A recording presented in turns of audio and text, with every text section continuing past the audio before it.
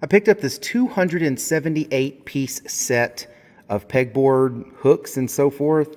It comes with 16 different types, 278 pieces. I do want to note that 109 of those pieces are peg locks.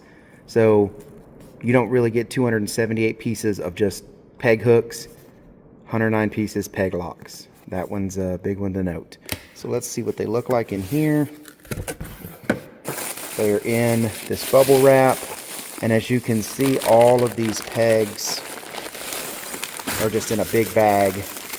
You do get a manual down there, but you have to go through the pegs.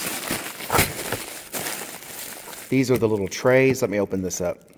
So in that box is the black plastic trays that clip on the pegboard, and then that 109 piece locks. All they do is they push into the pegboard in holes that are next to the little pegs, and it keeps it from pulling that peg off. So like, let's say you have a wrench or something on one of the pegs and you pull that wrench off, it keeps you from accidentally knocking off the peg too.